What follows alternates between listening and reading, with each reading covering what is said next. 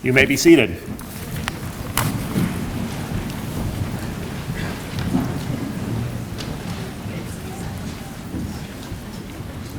Good afternoon. I'm Pastor George Harris, and it is my pleasure to welcome you to First Church in Simsbury. It is our honor to host this inspiring celebration of and witness to Dr. Martin Luther King Jr.'s legacy. A unique privilege knowing that King worshiped in this very sanctuary over 70 years ago. In a moment, I will tell that beloved and inspiring story, but first, I would like to tell another brief story of my own. Before coming to First Church 4 years ago, I led a church in downtown New Britain. A predominantly black Baptist church was a tenant in our building. Our two churches enjoyed a warm relationship and would meet periodically to worship together, and each year come together for a delicious church supper. That pastor and I were friends, and I knew many of his members by name. They were regularly in and out of the church throughout the week. One day I was by myself at church when the doorbell rang. Being in the inner city, we kept the doors locked. People would sometimes come to the door asking for food or seeking financial assistance.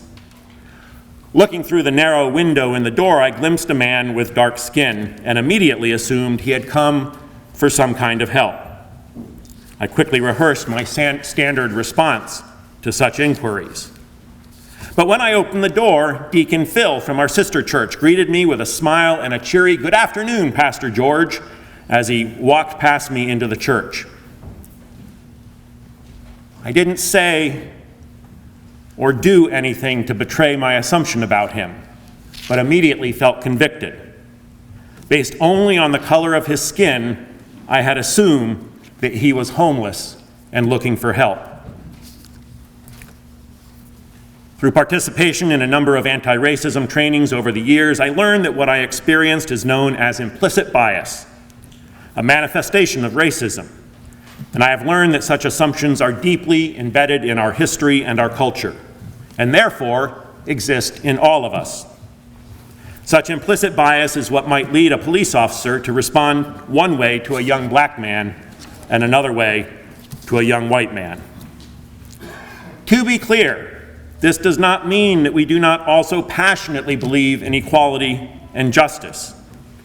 I have committed much of my past 25 years to such work, and I know many of you here have done much more than I. But I know that I am not immune to the toxic effects of racism. And until white people can confront and name our own complicity, real change will never come. Now, let me tell you about that Sunday in the summer of 1947, when a beautiful baritone voice carried up to the balcony of First Church, where Garland Martin was directing the summer choir. When he inquired about the one who possessed that remarkable voice, he was told it belonged to one of the tobacco workers who sometimes worshiped in this church. Though some members of the choir discouraged him, he insisted that the man be invited up to the balcony to sing with the choir, saying, "I don't care about the color of his skin as long as he can sing." Of course, that man was Martin Luther King Jr. This story is legitimately inspiring and an example of someone rejecting racist values to embrace equality and acceptance, and should not be dismissed or minimized. That said, I can only assume that, like me, Garland Martin had to overcome his own implicit bias to extend that invitation to Martin Luther King that day. So, in addition to celebrating the unique connection Simsbury enjoys with King, may those of us who are white also take this annual observance as an opportunity to challenge ourselves anew, to confront and overcome our own racism and biases. Thank you for being here, and thank you for taking up that challenge.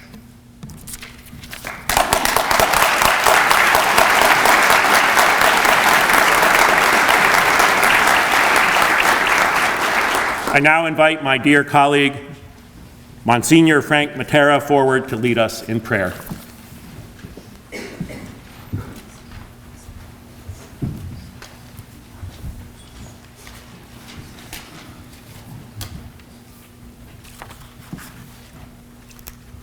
Let us pray.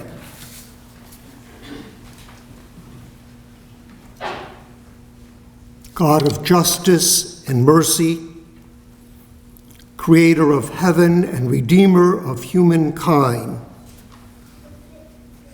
in every generation you raise up prophets to remind us of your mercy and justice, and you call us to walk in the way of truth and light. Today, as we gather to remember the memory and legacy of Dr. Martin Luther King, fill us with a renewed fervor for justice and peace. Grant us the strength to complete the journey we have begun and the wisdom to act without violence and hatred. Do not allow us to be discouraged when clouds of darkness and hatred come upon us, but remind us that all things work for the good of those who hope in you as they strive for the justice and peace that only you can bring. This we ask in your holy and glorious name. Amen.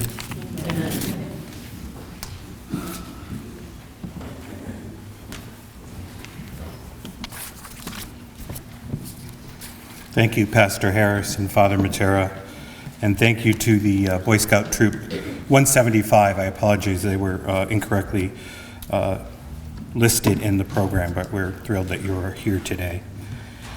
Today we join the world in remembering MLK, but Simsbury makes special claim to him because of his time spent in Simsbury during the summers of 1944 and 1947. It is clear that Dr. King's profound life achievement was influenced by his 2 summers here. His writings strongly suggest that his call to ministry crystallized during his time spent with a group of Morehouse college students, earning money for their education by working at the Colborough Tobacco Farm right here in town. We thank First Church of Christ for continuing to host us here in this exquisite house of worship, which has so much significance in the fact that MLK was actually here decades ago. We are delighted to have with us for the first time Father Frank Matera of St. Mary's Church and Pastor Chris Dion of Shepherd of the Hills Evangelical Lutheran Church. They grace us with their presence and their prayers. Over the years, I have been proud to work with the extraordinary folks on the MLK and Simsbury Celebration Committee, who work year-round to ensure that Simsbury pays meaningful tribute to MLK on an annual basis. The committee members are Sarah Batchelder, Angela Griffin, Elaine Lang, Ika Scully, Tara Willett, and Rick Wagner. I thank them for their hard work and many contributions to putting this ceremony together. We are thrilled to welcome former First Selectwoman Peggy Shanks and Simsbury Board of Education member Sharon Thomas. They will be reading from some of MLK's most notable works, and we thank them for being here to do so.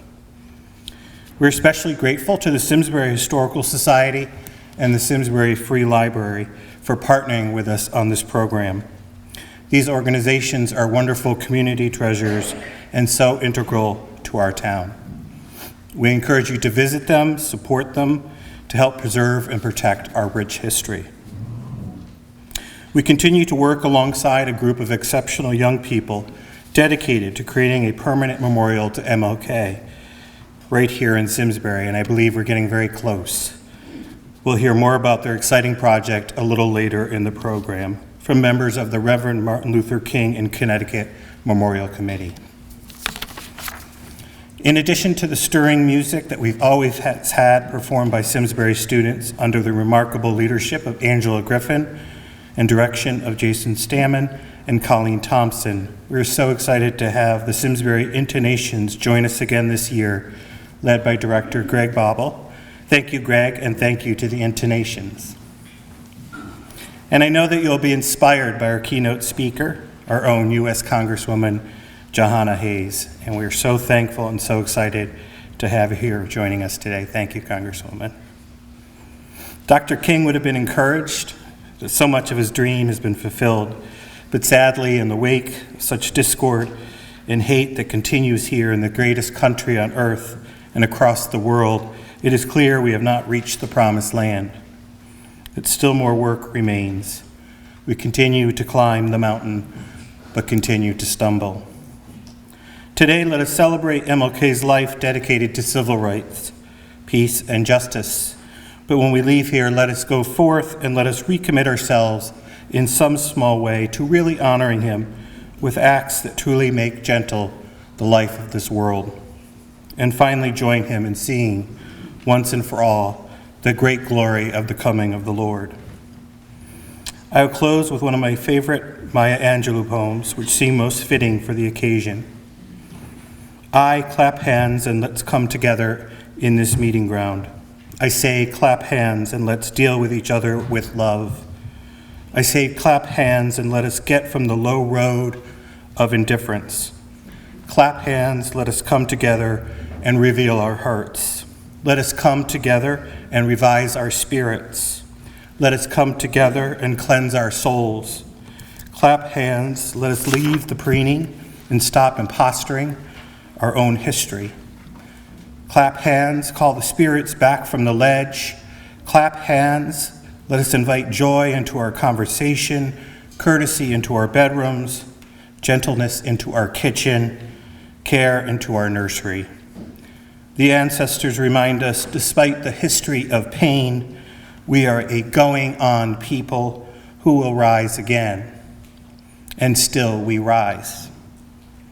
Welcome. And again, thank you for being here. Enjoy this special ceremony. And now it gives me great pleasure in welcoming Simsbury Selectwoman Wendy Maxtudis. Thank you.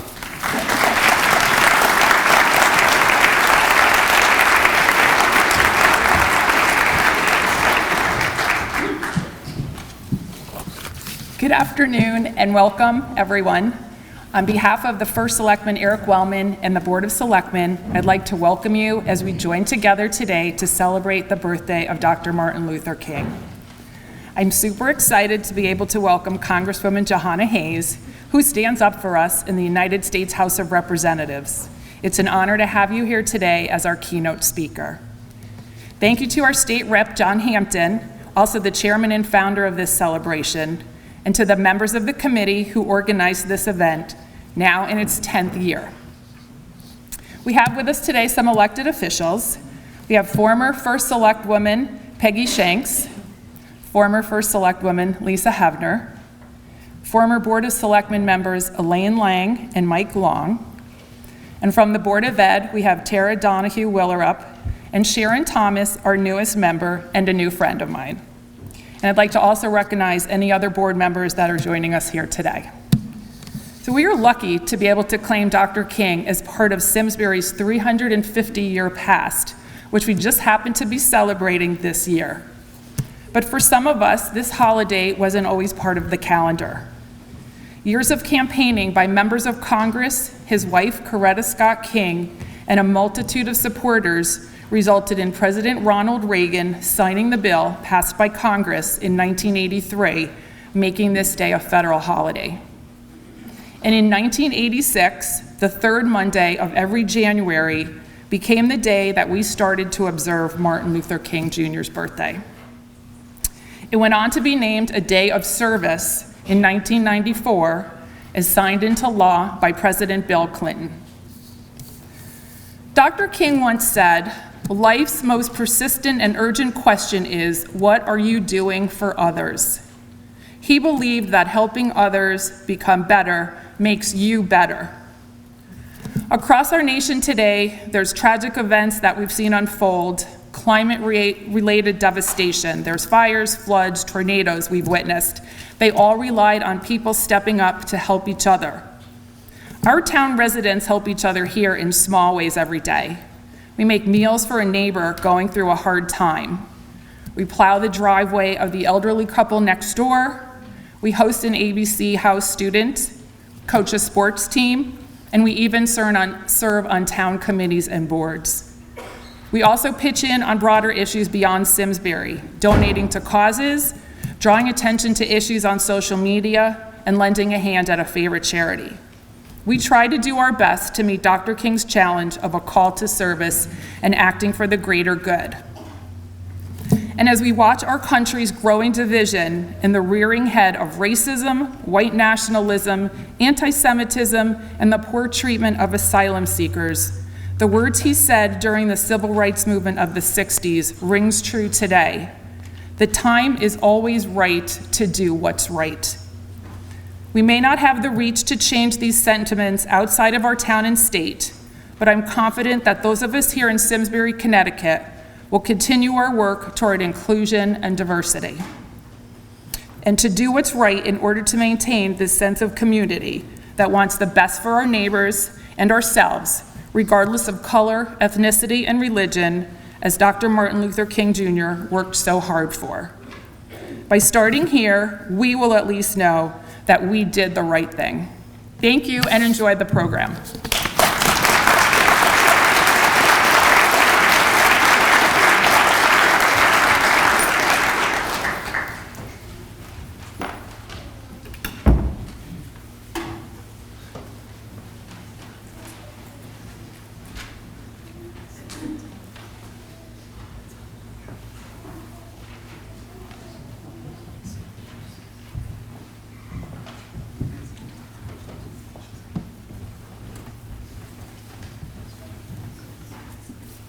Good afternoon.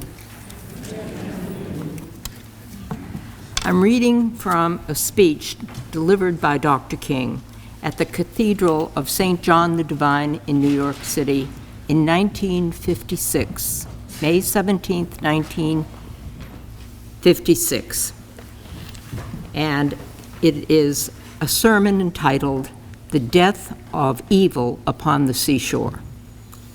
There is hardly anything more obvious than the fact that evil is present in the universe. Its nagging, prehensile tentacles it projects them into every level of human existence. It will help me to put my glasses on. We may debate over the origin of evil, but only the person victimized with superficial optimism will debate over the reality of evil. Evil is with us as a stark, grim, colossal reality. We have seen evil in tragic lust and inordinate selfishness. We've seen it in high places where men are willing to sacrifice truth on the altars of their self-interest. We've seen it in the imperialistic nations, trampling over other nations with the iron feet of oppression. We have seen it clothed in the garments of calamitous wars which left battlefields drenched with blood and filled nations with widows and orphans and sent men home physically handicapped and psychologically wrecked. We've seen evil in all of its tragic dimensions. As we look back and see the forces of segregation gradually dying on the seashore, the problem is far from solved. There are still gigantic mountains of opposition ahead. But at least we have left Egypt, and with patient yet firm determination, we can reach the promised land. Evil in the form of injustice and exploitation cannot survive forever. There is a Red Sea in history that ultimately comes to carry the forces of goodness to victory. And that same Red Sea closes in to bring doom and destruction to the forces of evil.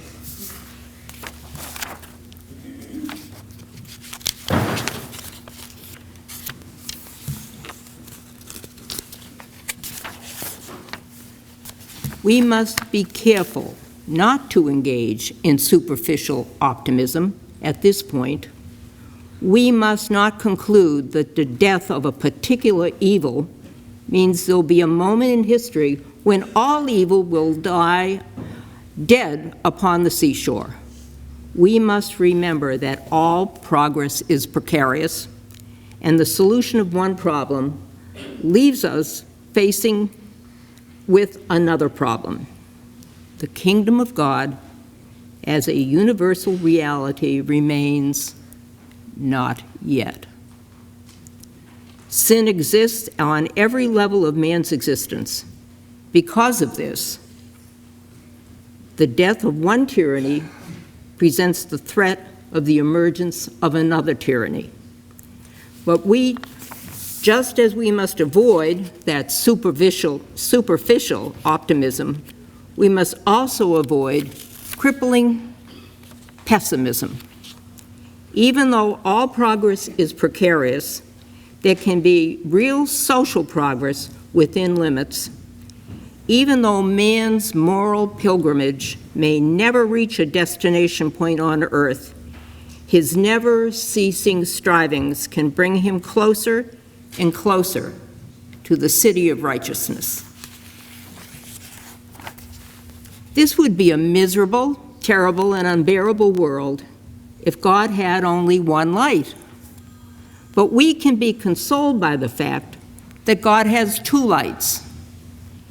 A light to guide us in the brightness of the day when hopes are fulfilled and circumstances are favorable, and a light to guide us in the darkness of midnight when frustrations are real and the slumbering giants of gloom and hopelessness are on the verge of rising up in our souls. Therefore, we never need to walk in darkness. That's the end.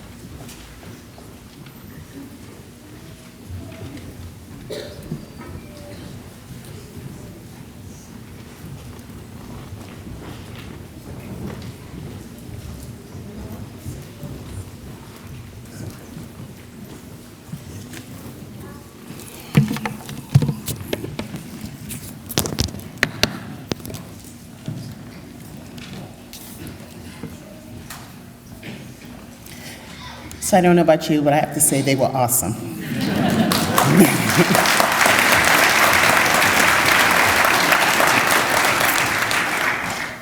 So thank you to those who invited me to come out and be a part of the program this year. It is my first, and I'm really glad to be here.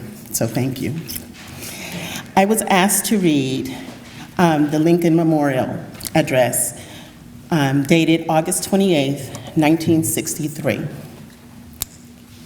So, we have come here today to dramatize an appalling condition. In a sense, we have come to our nation's capital to cash a check. When the architects of our republic wrote the magnificent words of the Constitution and the Declaration of Independence, they were signing a promissory note to which every American was to fall heir. This note was a promise that all men would be guaranteed the inalienable rights of life, liberty, and the pursuit of happiness. It's obvious today that America has defaulted on this promissory note, insofar as her citizens of color are concerned. But we refuse to believe that the Bank of Justice is bankrupt. We have also come to this hallowed spot to remind America of the fierce urgency of now. This is no time to engage in the luxury of cooling off or to take the tranquilizing drug of gradualism. Now is the time to rise from the dark and desolate valley of segregation to the sunlit path of racial injustice. Now is the time to open the doors of opportunity to all of God's children. Now is the time to lift our nation from the quicksands of racial injustice to the solid rock of brotherhood. It would be fatal for the nation to overlook the urgency of the moment and to underestimate the determination of the Negro. This sweltering summer of the Negro's legitimate discontent will not pass until there is an invigorating autumn of freedom and equality.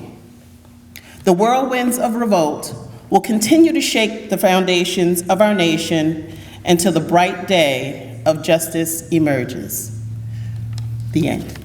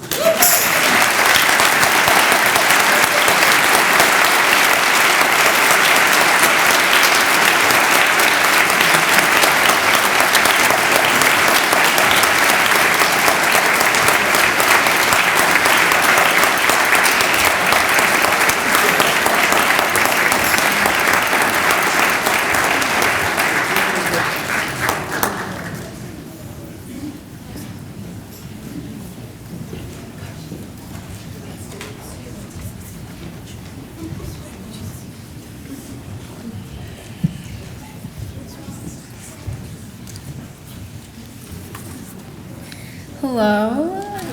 How is everyone today? Good. That's so good. My name is Ashika Diapa, and I'm part of the MLK and CT Memorial Committee.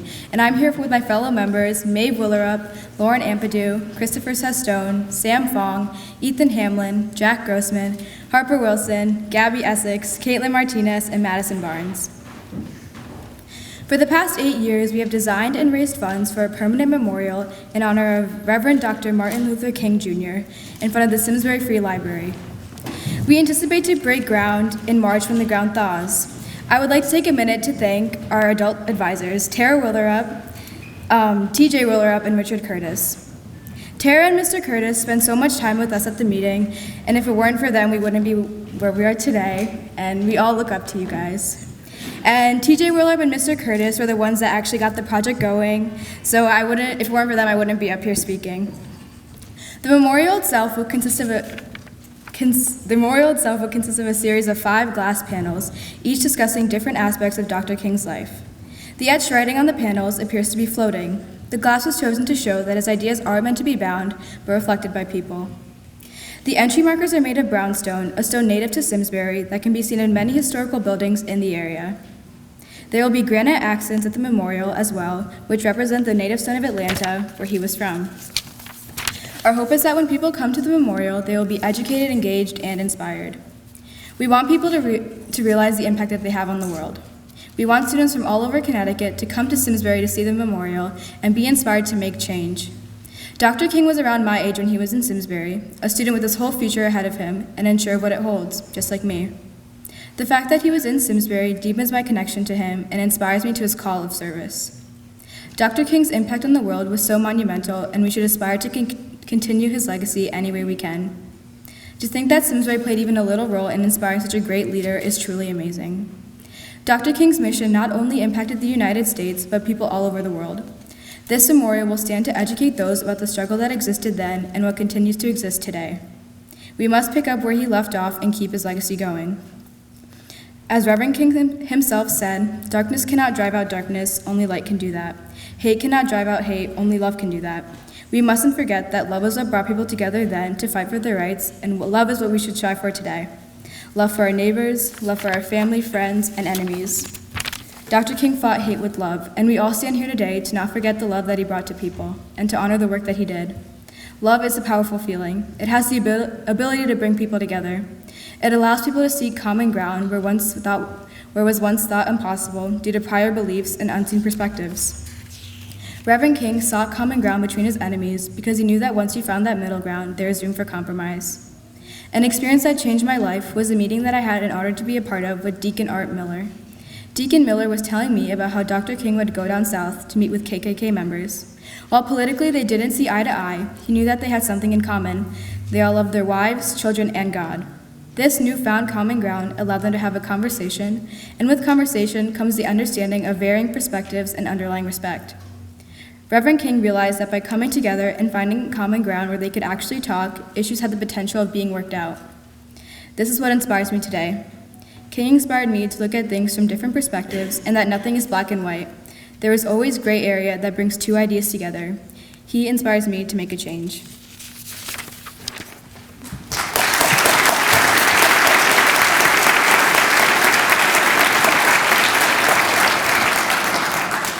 Thank you, Ashika. That was beautiful. Good morning, everybody. My name is Lauren Ampadu, and I'm a member of the MLK and CT committee. I'm standing up here on this beautiful Monday afternoon in this extraordinary sanctuary to share with you what Dr. Martin Luther King Jr. means to me. So what is so inspiring about Dr. King is that he practiced what he preached and risked his life to do so. Dr. King believed that there could be a United States where no person was segregated against or discriminated against because of the color of their skin. With practice, anyone can give a good speech, but very few can consistently speak of peace, let alone use their speeches to unite nations. Dr. King was one of the most influential figures in the civil rights movement, and his voice inspired many to push forward despite blatant racism and violence. I admire that King put his words to action through the organization of peaceful protests, such as the March on Washington. Where there was a lack of jobs and freedom because of Jim Crow laws, King was able to unite more than 200,000 demonstrators who marched there.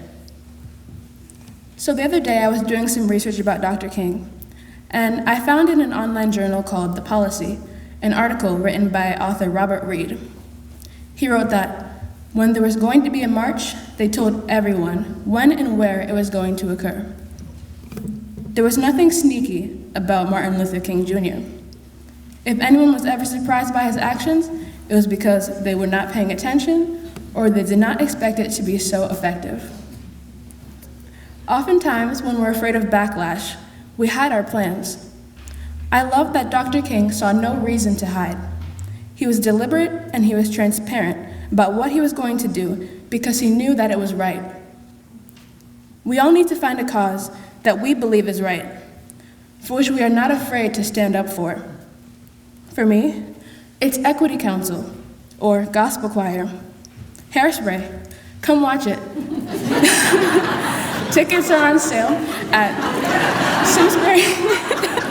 Simsbury.tix.com.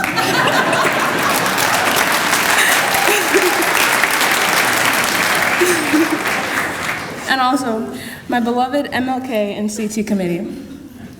And so, as the MLK and CT committee, we have all collaboratively declared that not only did Dr. King inspire those who participated in the civil rights movement, but he inspired us. So we want the memorial that we have helped to construct and create to inspire all of those who have lent a helping hand in making it become a reality, and all those who will come out to see its glass panels sparkle in the sun. Thank you, and have a blessed rest of your Martin Luther King Day.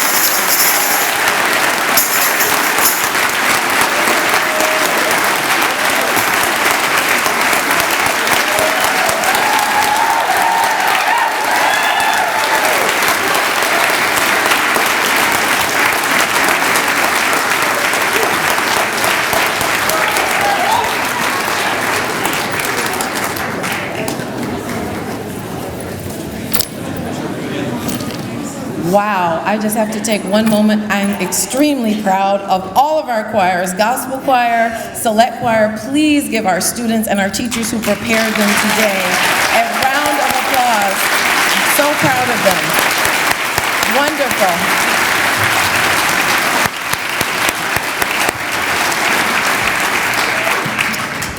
Thank you so much for being here today and for supporting this extremely important program.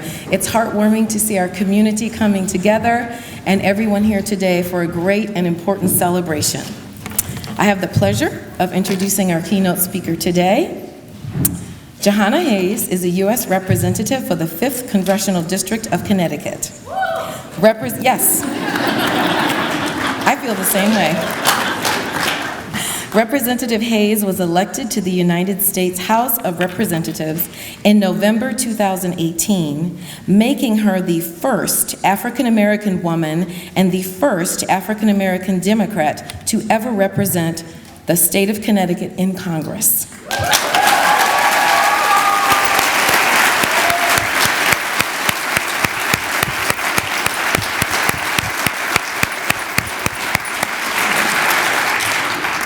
Hayes first garnered widespread notoriety when she was selected as the Connecticut Teacher of the Year before going on to earn the distinction of the 2016 National Teacher of the Year, leading to an invitation to the White House by President Barack Obama.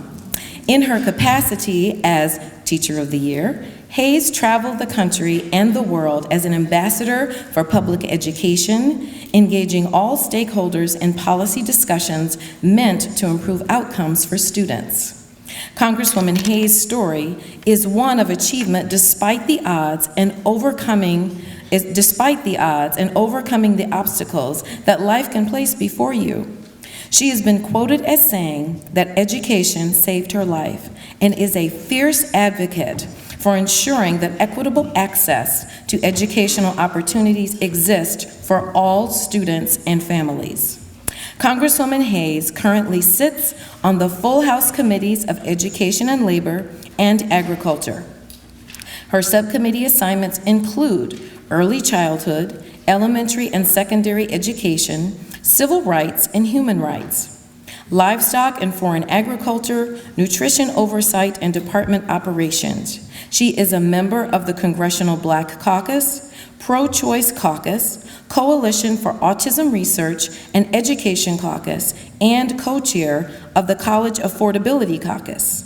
Congresswoman Hayes serves on the Emergency Task Force on Black Youth Suicide and Mental Health, Education, and Labor Task Force, Freshman Working Group on Addiction, Gun Violence Prevention Task Force, and is a deputy whip. Areas of legislative focus for Congresswoman Hayes are equitable access to quality education, affordable health care for everyone, labor, agriculture, and the environment.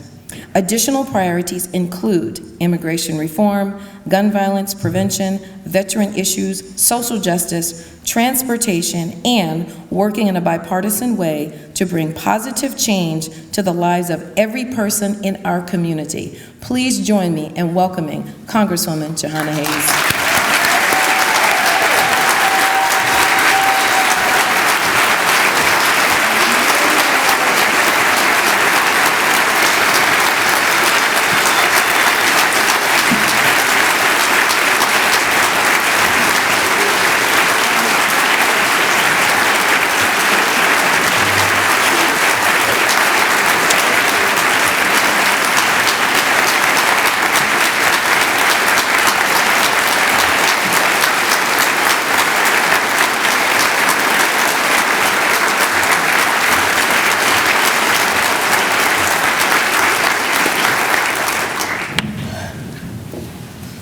Good afternoon, Simsbury.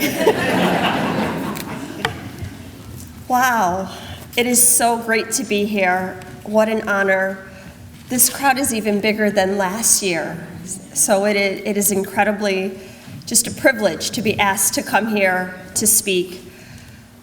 Thank you to all of the elected officials, the former elected officials, all of the members of this community who came out today. I thank you. I especially thank the young people who are in attendance today. It is so exciting to see on what so many people think is just a day off from school, so many young people coming out to honor the life and the legacy of Dr. King. I have to tell you that seeing you young people gives me life, because you are the reason I ran for Congress. I often share a lot of the same anecdotes, and there's a reason. It's because they're true. But at the end of my time as the National Teacher of the Year, I had the occasion to meet the incoming Secretary of Education. And she made a statement that I didn't realize at the time had such a profound impact on me. What she said was, "I want to move government out the way so that parents can make the decisions for their children." That seems like an innocuous statement, but the first thing I thought was, what about the children who don't have a parent? What she was saying is that I am going to create a space that gives more agency and more access to the people who already know how to take advantage of those things. My question was, for the secretary, what about all those other kids? Isn't that your job? Isn't that my job to stand up for the 50 million children in this country who have no one else speaking for them, who come from homes where their parents don't even know what questions to ask, who come from communities where they don't even know how to advocate for them, who come from homes like mine? Isn't that your job? Isn't that my job? So, to all the young people in this room who wonder who will speak for you in this Congress, I will.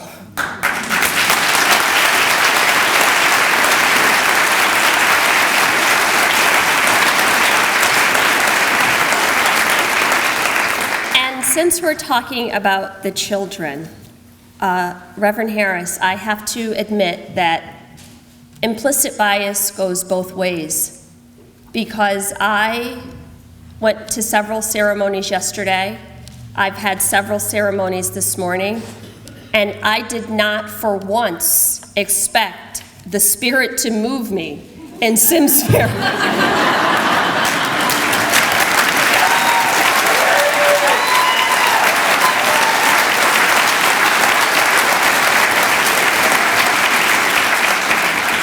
So not fair, didn't see that coming.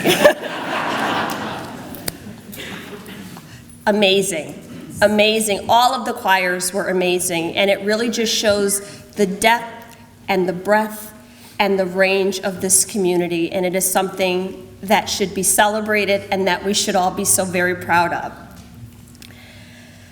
When I was thinking about my remarks today, what I realized was that if we are not careful, the significance of this occasion can become a compulsory exercise. So I decided that today might be a really good day to teach a history lesson in a very self-aggrandizing way. I have a captive audience. I miss my classroom. So I pulled out some old lesson plans, and with the help of History.com, I really started to do my research so that I could do a presentation for you today. And then yesterday, I went to a breakfast for Martin Luther King Day, and I heard a very good friend of mine, grew up in my same church, the current commissioner of the Department of Children and Families, Vanessa Durantes, spoke, and it was powerful, and it was passionate, and she made so many salient points. And I waited for her when she came off the podium, and I said, "What are you going to do with that speech?"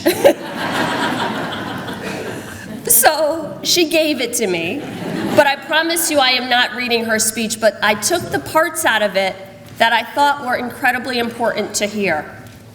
And that's what's so great about lived experiences, because whenever you go somewhere, you pick up what you need, you leave something, you gain something, and then you move on. I don't trust anyone who doesn't have any lived experiences. They can't tell me nothing if you haven't lived or gone through something.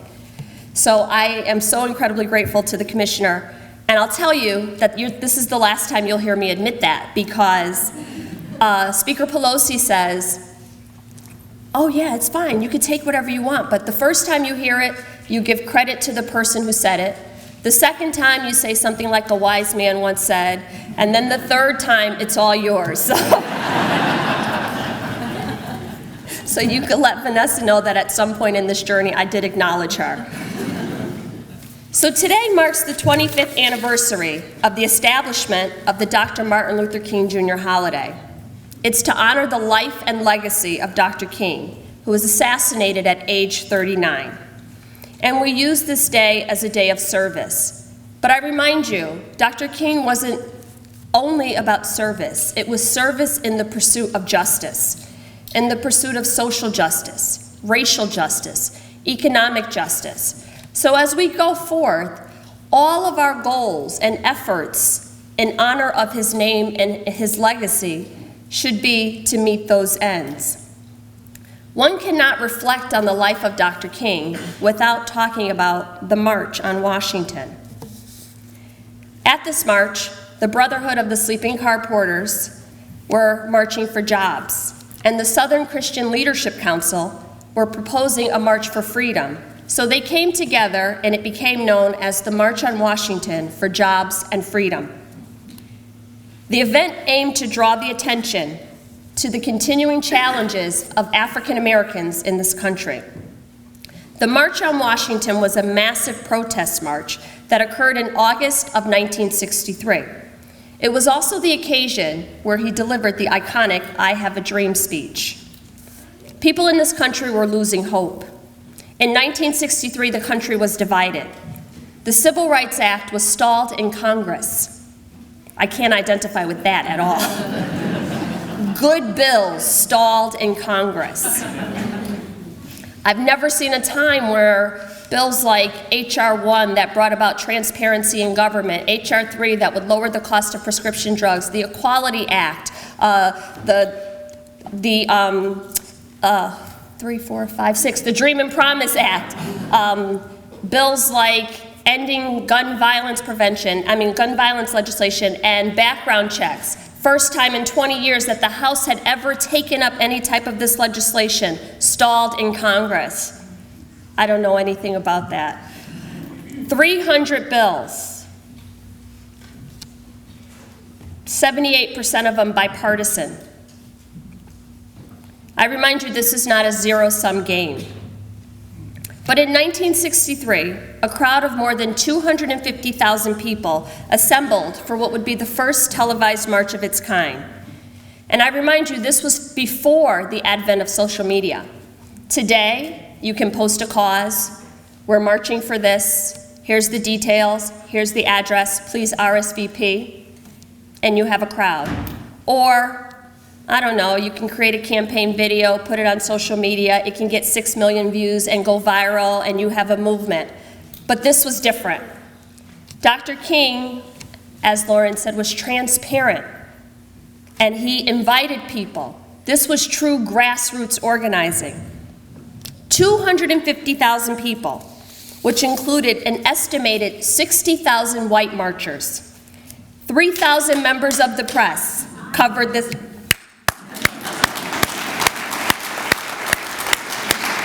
3,000 members of the press covered this event. 6,000 members of the National Park Service, 6,000 more police officers. The gathering included numerous celebrities and singers and actors and civil rights leaders. President John F. Kennedy met with civil rights leaders leading up to this march, voicing his fears that the event would end in violence. In the meeting, Kennedy told the organizers that the march was perhaps ill-timed, as we want success in Congress, not a show of people at the Capitol. But even then, Dr. King knew that the time is always right to do the right thing. The crowd ended up being very peaceful, with only 4 arrests recorded. None of them were people of color. They were united in purpose and focus-driven on getting results, and they worked together to accomplish a singular goal: Every person's pathway to get there may have looked different, but at the end of the day, they all wanted one goal.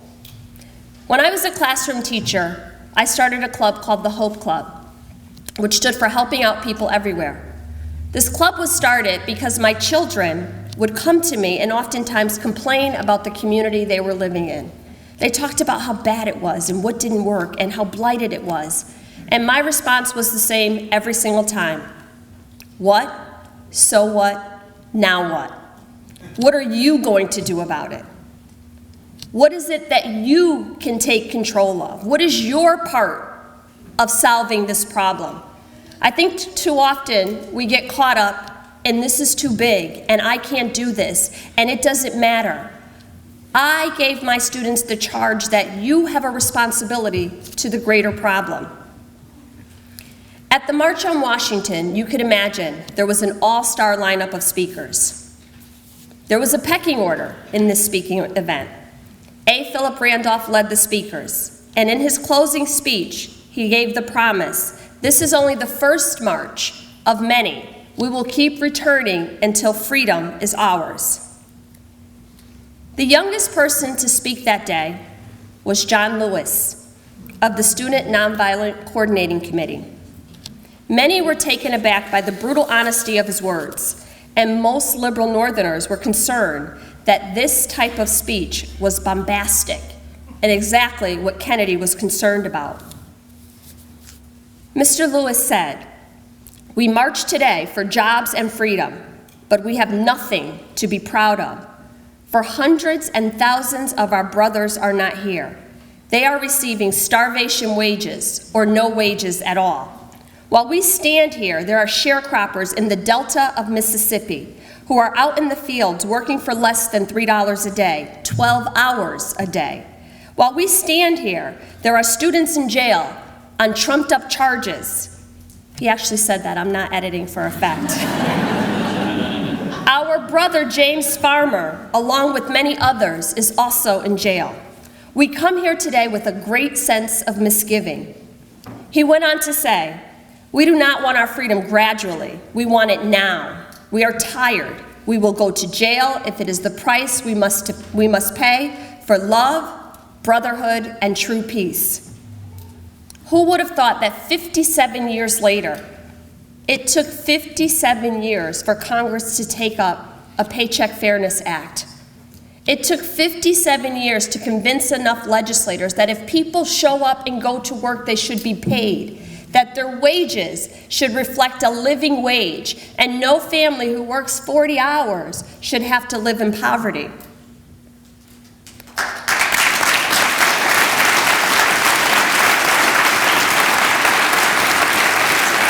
I am so honored today to serve with Mr. Lewis. He is the true conscience of the Congress. Last week, when the House of Representatives voted to send the articles of impeachment to the Senate, Mr. Lewis came onto the floor. This was only 4 days after he had announced that he was suffering with stage 4 pancreatic cancer and had just started his treatment. No one expected to see him. He sat down right next to me and I said, "Mr. Lewis, what are you doing here?"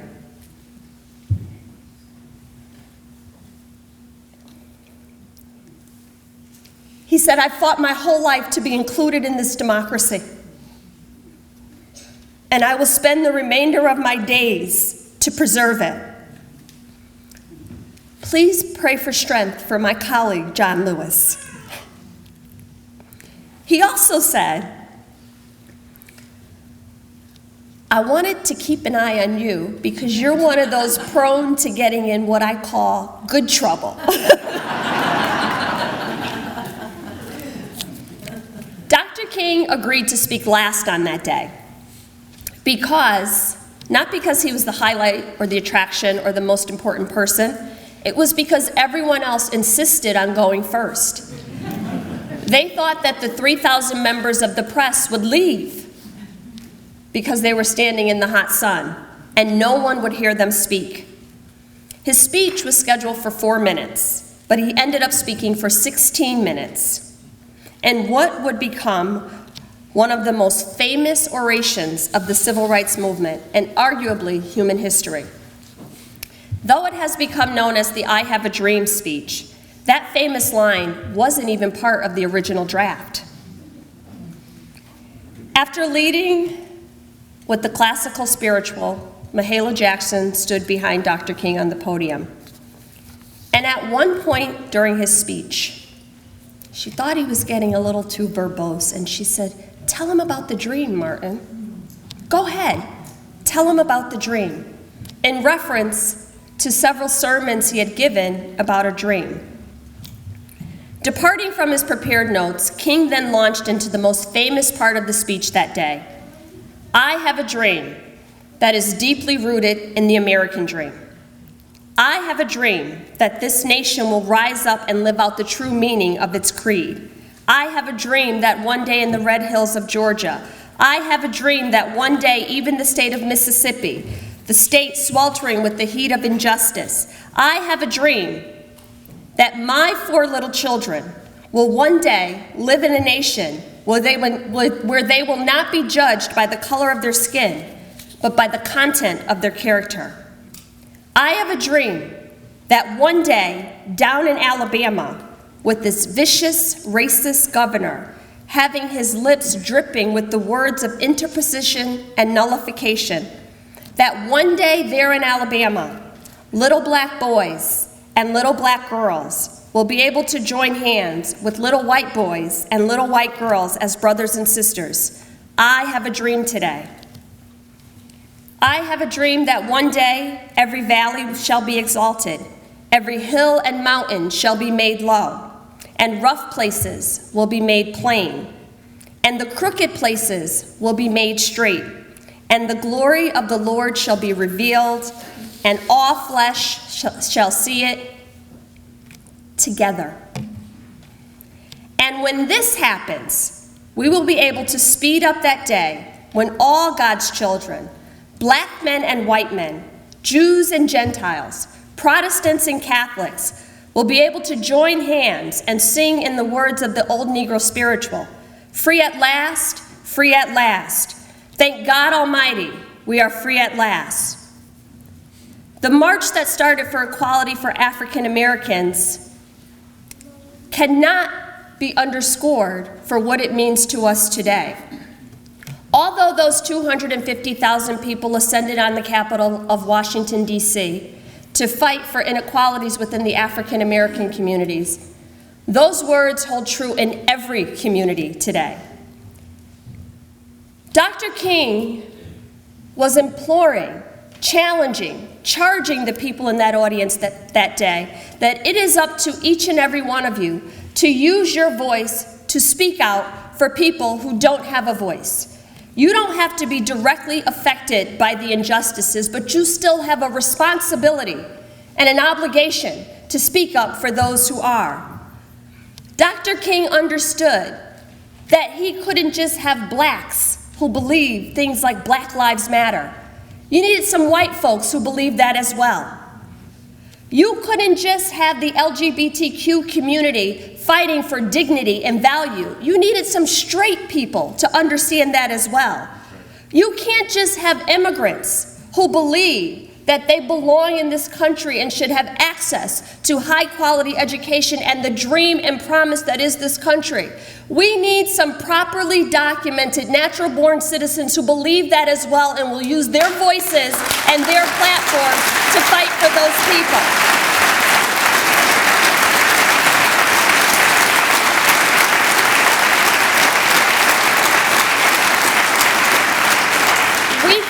Just have women saying they want autonomy over their bodies and to be paid at the same rate. We need men who believe that too, but not just who believe it, who are willing to defend it and stand up and speak out.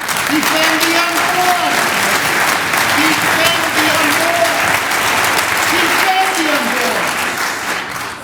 unborn! We need people who are willing to stand up and say that in these United States of America, even when we disagree, we can do it with civility and dignity. That's what Dr. King was talking about.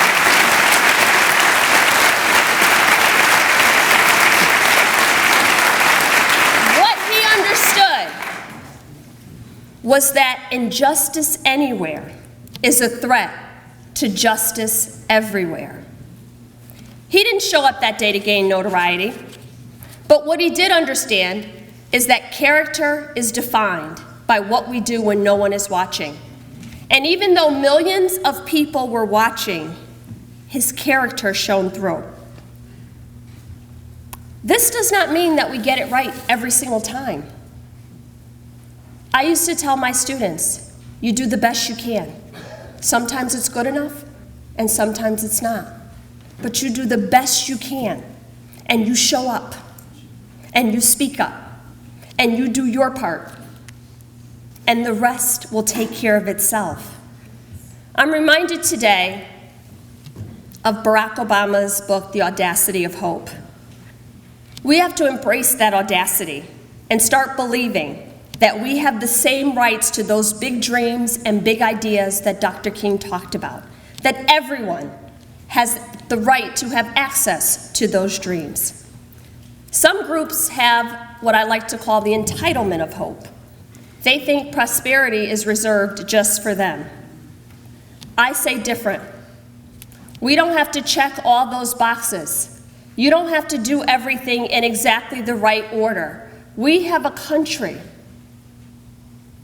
that was born out of a series of unfortunate events. But at the end of the day, it is love that persists.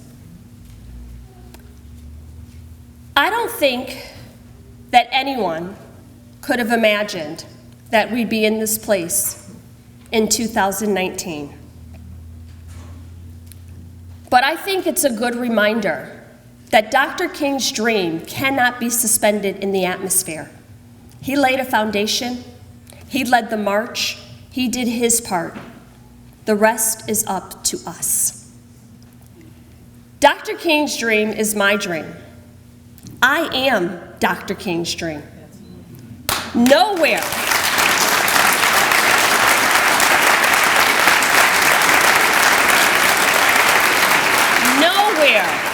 but in this country can a teenage mom, a high school dropout, a little black girl growing up in a family struggling with addiction who could not think to next week, go on to achieve not just 1 degree, but 2, and then 3, and then 4, and then go back into her community and invest into all of those kids and help them to believe you are somebody. And it doesn't matter where you started. It doesn't matter what has happened. You have the ability and the capacity to change the trajectory of their life. And not just say it, convince them to believe it. Only in this country can something like that happen. I am Dr. King's dream. All I ever wanted to be was a teacher. I never imagined being the Connecticut Teacher of the Year. I was the first teacher from Waterbury to ever be selected for that honor. My name was then entered for the National Teacher of the Year. For context, 3.5 million public school educators are eligible for this selection every year. It includes all 50 states, all of the U.S. territories, the Department of Defense education activities, so all of our military teachers all over the world, and every year they select one person. In 2016, that person was me. Only in America can something like that happen. And that happened for me because the people in my community stood up, stepped up, spoke out, and helped to raise me. When we hear the term, it takes a village, I am the epitome of that village. Because people who didn't look like me, who didn't sound like me, who didn't share my values, who some didn't have my same religion, saw enough in me, saw a glimpse of promise in me, and said, I'm going to use whatever agency I have to make you better. We all should have that responsibility. We rise by lifting others in this country. I'm not comparing my journey to anyone else's, but I know that I am Dr. King's dream, and so are every one of you.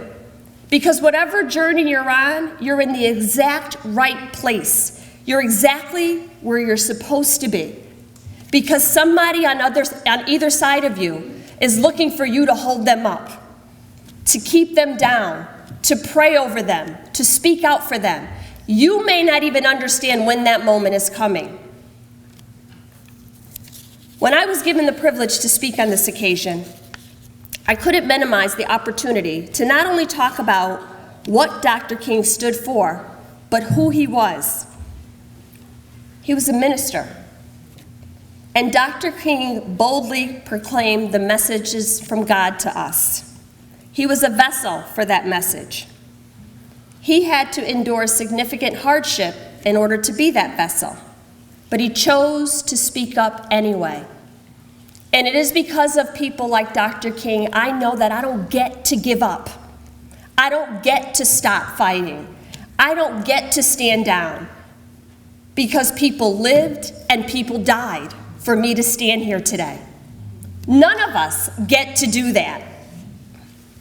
In the years leading up to Dr. King's assassination, he was less popular than he had ever been. 2/3 of the people in this country disagreed with his message. 2/3 of the people in this country didn't want to hear what he had to say. Dr. King was on the FBI's most wanted list. But true leaders lead, even when it's unpopular.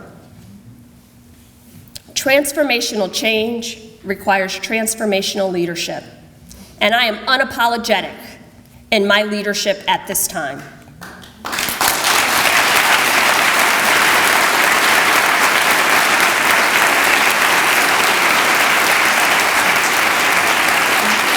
Because as Mr. Lewis said, change can't wait. I'm so happy to see so many different groups from so many different backgrounds and so many different communities recognizing that this is important. When I was selected as the National Teacher of the Year, I got a phone call, and I was told by phone, you have been selected as the National Teacher of the Year, but this information is embargoed until we make the announcement. So I couldn't tell anyone. Imagine the burden that was. So I was home alone when I got this call, and I did the only thing I know how to do when I go through periods of uncertainty. I fell to my knees and I opened my Bible. And without even trying, I opened right up to the middle, to the book of Esther. For those of you who don't know the Bible, it's about 4 pages, and you'll skip it if you're not looking for it. I opened to Esther 4 and 14, and my eyes went right to the phrase, "Perhaps you were chosen for such a time as this."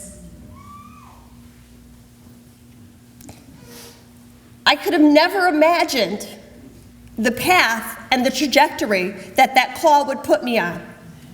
I could have never planned for, prayed for, hoped for what was to happen next.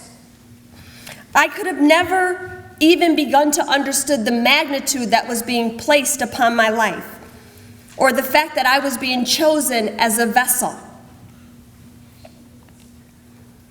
But I wouldn't have it any other way at this point. What I say to you is that you have to open your hearts and be willing to go wherever God is sending you. Because even if you don't understand it, there's purpose in that, and someone else needs it.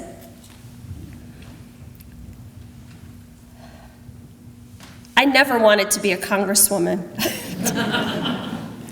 All I ever wanted to be was a teacher. But I don't question any part of this journey today. You can be assured that if there's a conversation going on in Washington about the future of education for children in this country, it is on my radar, and I don't question my ability to hold a debate and a discussion on that topic with fidelity. You can be assured that if there is a conversation in Washington about equity and access to opportunities, it's on my radar. You can be assured that if there is a conversation about food security and nutrition, about WIC and SNAP and school lunch programs and making sure that every kid in this country is afforded the same opportunities, it is on my radar. I sit gavel to gavel in every hearing because there are so many people who will never get in those rooms, who are relying on me to be their voice. So many of my colleagues come and go. These hearings are sometimes 4 or 5 hours long. Many times I'm the only one in the room. But I know that there is someone back home in Connecticut's 5th District that will never be on the other side of that door. So I have a responsibility to be their voice. I didn't choose that. It chose me. But while I am there, I will not just occupy space. I will speak up and speak out just like Dr. King did for all of the people who find themselves voiceless. And I won't apologize for that. So if you don't respect my existence, then expect my resistance, because I will not apologize for that.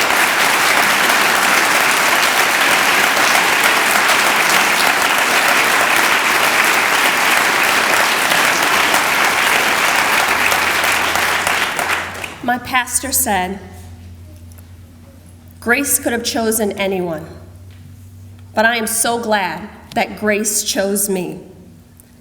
That grace came by and tapped me on the shoulder, and that I was obedient enough to listen.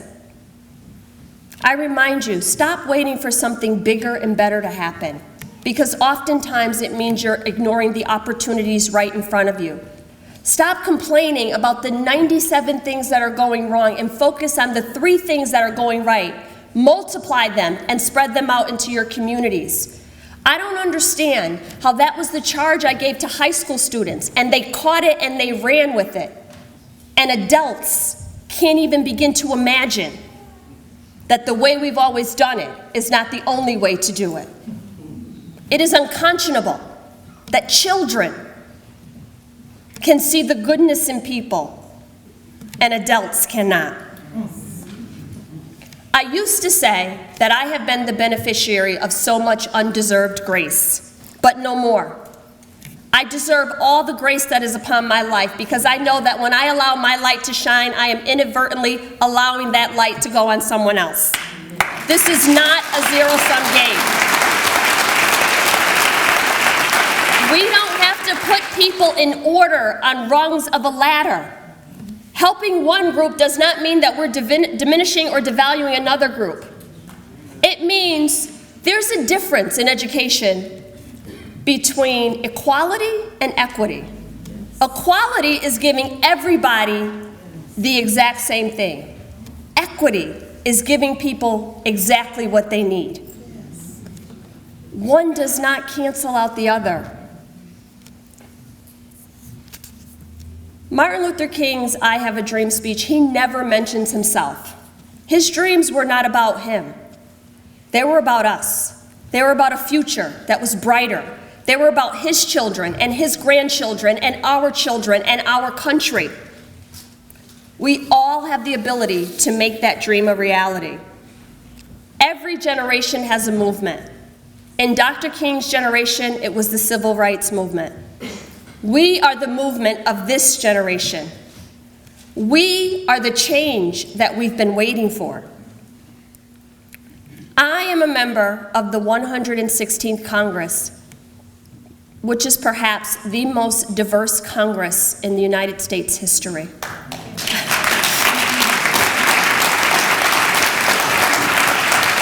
This Congress has, for the very first time, an African-American woman from the state of Connecticut.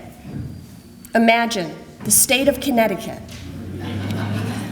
Whenever I say that to someone, they say, no, but it's Connecticut. I'm like, yes, but it's Connecticut. This Congress has the very first Native American women, Muslim American women, LGBTQ members.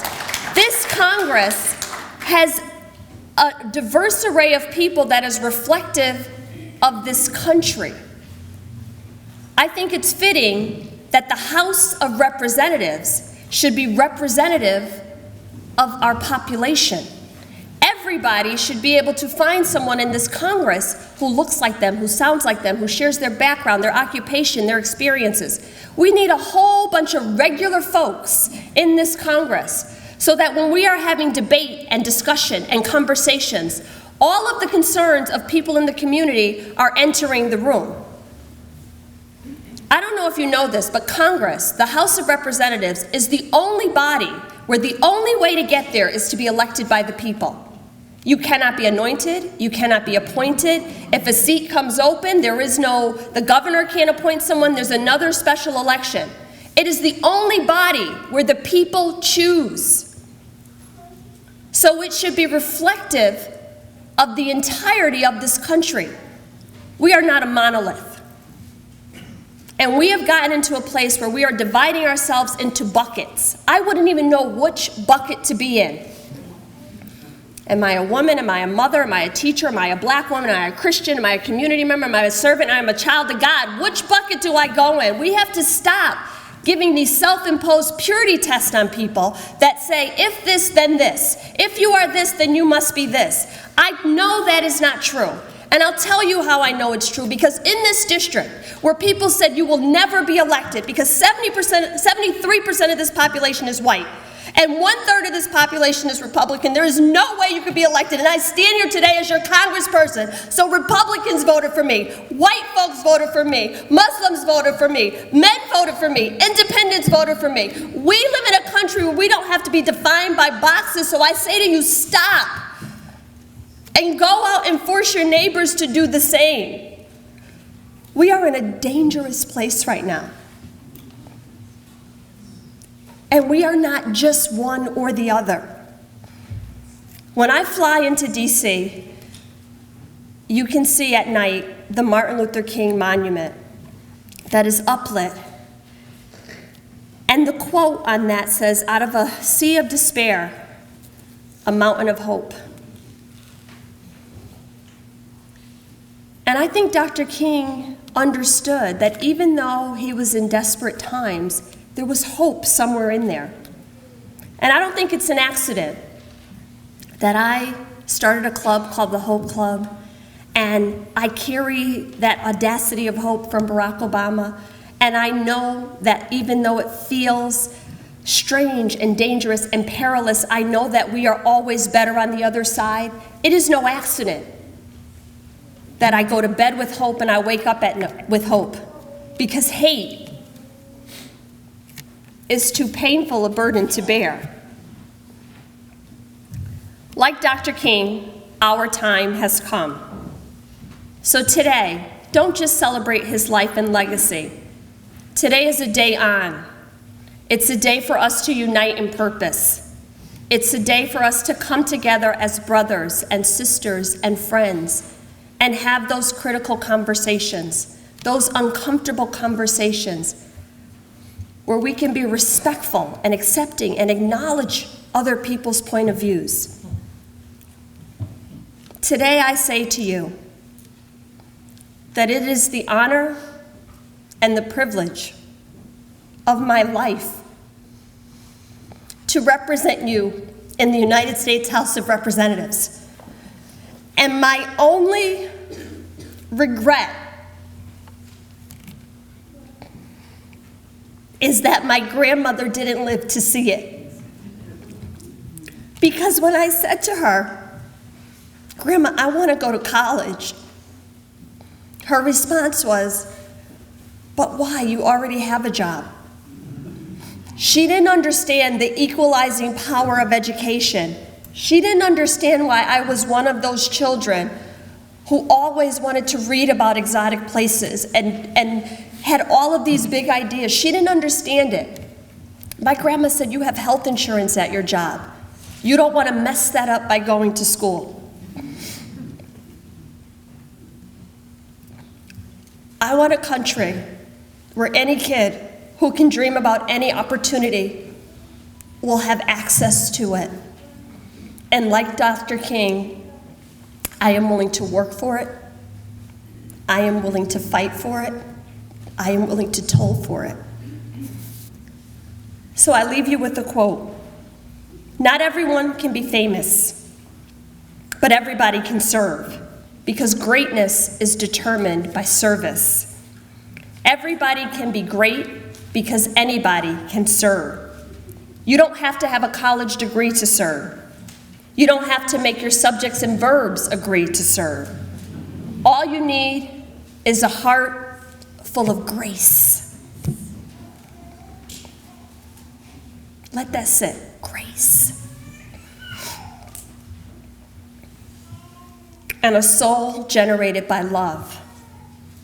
I have lived a life, even through all of the obstacles and challenges, that is draped in grace. And like my friend John Lewis in the United States Congress, I will use all of the days of this life to make sure that that grace is extended to others. Thank you.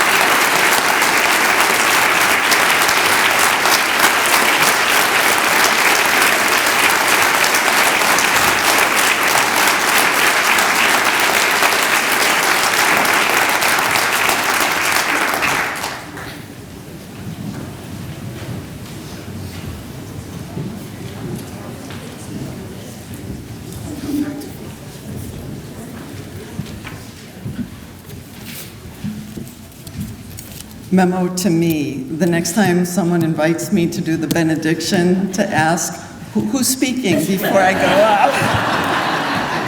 Wow. Awesome, awesome, awesome. This has been a truly spectacularly moving event, fully honoring a spectacular man, a man of God. As we leave this place, let us be so moved as to not forget our part as children of God, to continue this movement to freedom, liberty, and justice for all. I mean, we pledged that in the beginning, right? May it be in our prayers as well. So let us pray. Good and gracious God, you've had a dream and a plan that has inspired greatness. And you define that greatness by peace, equality, equity, mercy, love, and grace. Bless us and send us now with your passion, strength, and courage to continue the mission of your great people like Martin Luther King Jr., who work to turn your dreams and your plan into reality, and the world's apathy into action. Hold us and keep us steadfast. We pray in earnest, Almighty God. Amen. And now we'll join in our closing song, which is in your hymnal, hymn 476. And we'll do 1, 2, 5, 1, 2, and 5. It's the Maroon Hymnal. In Swedish Lutheran churches, it's called the Lingonberry one. It's the maroon cranberry colored one.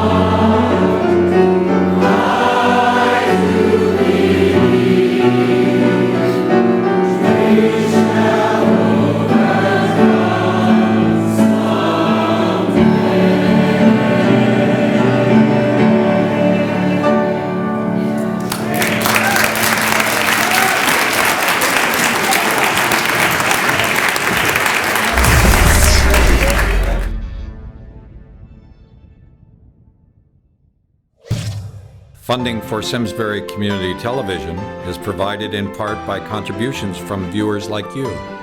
Thank you.